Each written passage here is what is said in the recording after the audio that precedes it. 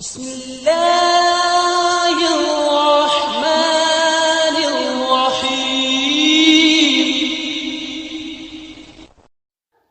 അസ്സലാമു അലൈക്കും വറഹ്മത്തുള്ളാഹി. ഏവർക്കും മദ്രസ ഹെൽപ്പ് ഡെസ്കിലേക്ക് സ്വാഗതം. പ്രിയപ്പെട്ട കൂട്ടുകാരെ, നാം ഇതുവരെ ചെയ്ത മുൻവർഷ ചോദ്യപേപ്പറുകളിൽ നിന്ന് നോക്കി പരിശോധിച്ചുകൊണ്ട് നിങ്ങളുടെ പഠനം നിങ്ങൾ വിലയിരുത്തി കാണുമല്ലോ. ഇനിയുള്ള ദിവസങ്ങളിൽ ചിട്ടയായ പരിശീലനമുണ്ടെങ്കിൽ നിങ്ങൾക്ക് ഉയർന്ന മാർക്ക് നേടാൻ കഴിയും. അതിനുവേണ്ടി നമ്മുടെ ചാനൽ ഇവിടെ തയ്യാറാണ്. ഒബ്ജക്റ്റീവ് ടൈപ്പ് ചോദ്യ രൂപങ്ങളും, അതായത് ഒറ്റവാക്കിൽ ചോദ്യം എഴുതാവുന്ന ചോദ്യങ്ങളും, ചെറിയ സെൻറ്റൻസിൽ എഴുതാവുന്ന ചോദ്യങ്ങളും, വ്യക്തമാക്കി എഴുതാവുന്ന ചോദ്യങ്ങളും സെപ്പറേറ്റ് ആക്കിക്കൊണ്ട് നമുക്ക് വീഡിയോ തയ്യാറാക്കാം.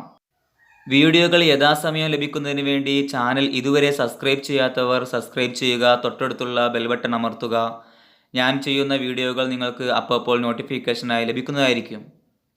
ഇന്നത്തെ വീഡിയോയിൽ 5ാം ക്ലാസ്സിലെ തജ്വീദിൽ നിന്നുള്ള ഒബ്ജക്റ്റീവ് ടൈപ്സ് ചോദ്യങ്ങളാണ് ഉൾപ്പെടുത്തിയിട്ടുള്ളത്.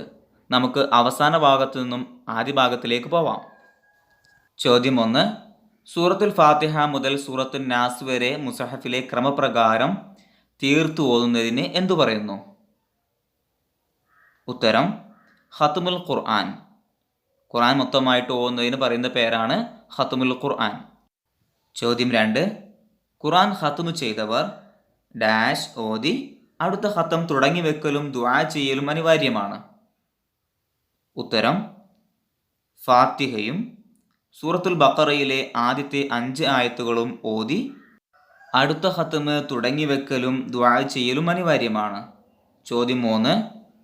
വല്ലുഹ മുതൽ സൂറത്തുൽ നാസ് വരെ സൂറത്തുകളുടെ അവസാനം ഡാഷ് ചൊല്ലൽ സുന്നത്താണ്. ഉത്തരം തക്ബീർ. സൂറത്തുൽ ദുഹ മുതൽ നാസ് വരെയുള്ള സൂറത്തുകളുടെ അവസാനം തക്ബീർ ചൊല്ലൽ സുന്നത്താണ്. ചോദ്യം 4. അൽ ബഖറ സൂറത്തിലെ 45-ാമത്തെ ആയത്തിലെ വയബ്സുതു എന്നത് എങ്ങനെ ഓതണം? അവിടെ വയബ്സുതു എന്നുള്ളത് സ്വാദിനെ സീനാക്കി വയബ്സുതു എന്ന് ഓതണം. 5. ബസ്തത്ത് എന്നതിന് പകരം ബസ്തത്ത് എന്ന് ഓതേണ്ടത് ഏത് സൂറത്തിലാണ്? സൂറത്തുൽ അറാഫിലെ 69-ാമത്തെ ആയത്തിൽ. ഇനി ബസ്തത്ത് എന്നുള്ളത് സൂറത്തുൽ അറാഫിലാണ് എന്നും യബ്സുതു എന്നുള്ളത് സൂറത്തുൽ ബഖറയിലാണ് എന്നും ഓർത്തു വെക്കാനുള്ള ട്രിക്ക് കൂടി പറയുകയാണ്. സൂറത്തുൽ അറാഫ് എന്ന് ആ സൂറത്ത് കേൾക്കുമ്പോൾ തന്നെ നിങ്ങളുടെ മനസ്സിലേക്ക് നിങ്ങൾ ലിസാൽ ഖുർആനിൽ പഠിച്ച മഅറൂഫ് മജ്ഹൂൽ എന്ന പദങ്ങൾ ഓർമ്മ വരണം. അതായത് മഅറൂഫ് എന്നാൽ അറിയപ്പെട്ടത്.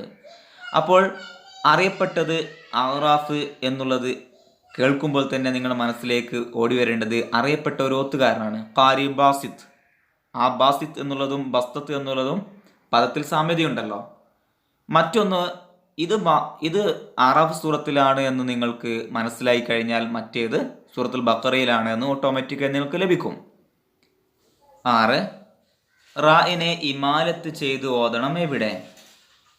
ഉത്തരം ഹൂദ് സൂറത്തിലെ 41-ാമത്തെ ആയത്തിൽ. ചോദ്യം 7. ഫത്ഹിൻ്റെയും കെസ്റിൻ്റെയും ഇടയിലായി അല്ലെങ്കിൽ അലിഫിൻ്റെയും യാഇൻ്റെയും ഇടയിലായി ഏകാരസ്വരത്തിൽ ഉച്ചരിക്കുന്നതിന് എന്തു പറയുന്നു? ഉത്തരം ഇമാലത്ത് എന്ന് പറയുന്നു.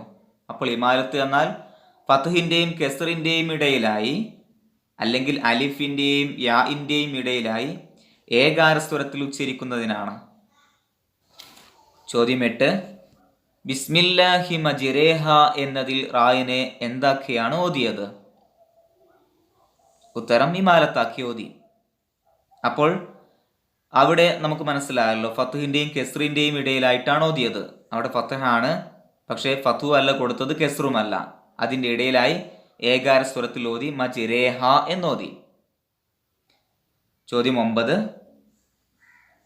റഫോ ലമ്മ ഉള്ള അക്ഷരത്തിന്മേൽ വഖഫ് ചെയ്യുകയോ അവയെ ഇദ്ഗാം ചെയ്യുകയോ ചെയ്യുമ്പോൾ ലമ്മിനെ സൂചിപ്പിച്ചുകൊണ്ട് ചുണ്ട് കൂട്ടുക എന്നതാണ് ഡാഷ്. ഉത്തരം ഇസ്മാം. അപ്പോൾ ഇസ്മാം എന്നാൽ റഫോ ലമ്മോ ഉള്ള അക്ഷരത്തിന്മേൽ വഖഫ് ചെയ്യുകയോ അവയെ ഇദ്ഗാം ചെയ്യുകയോ ചെയ്യുമ്പോൾ ലമ്മിനെ സൂചിപ്പിച്ചുകൊണ്ട് ചുണ്ടുകൂട്ടുന്നു. ഇത് ഉച്ചരിക്കാൻ മാത്രമേ കഴിയുകയുള്ളൂ. ലാ തഅ്മന്ന എന്ന ഇസ്മാമിൻ്റെ ഉദാഹരണത്തിൽ നിന്ന് തന്നെ നമുക്ക് അതിൻ്റെ ഉത്തരത്തിലേക്ക് എത്താം.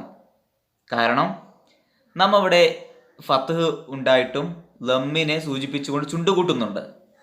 കൂടാതെ ലാ തഅ്മന്ന എന്നതിലെ ലാം എന്നത് നിങ്ങൾ സാധാരണ ഓതുന്നത് പോലെ ഓതല്ലേ എന്നുള്ള ഒരു ലാമായി സങ്കല്പിക്കുക.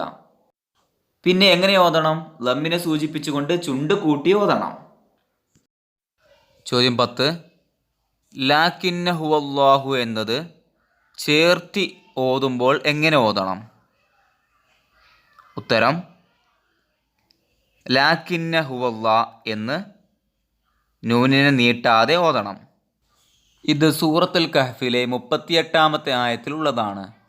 അതുകൊണ്ട് തന്നെ വെള്ളിയാഴ്ചകളിൽ സൂറത്തുൽ കഹ്ഫ് പാരായണം ചെയ്യുന്നവരും ഖത്മുൽ ഖുർആൻ ചെയ്യുമ്പോൾ സൂറത്തുൽ കഹ്ഫ് ഓതുന്നവർക്കും ഇത് ആവർത്തി വരുന്നത് കൊണ്ട് തന്നെ എളുപ്പത്തിൽ പഠിക്കാൻ സഹായകമാണ്.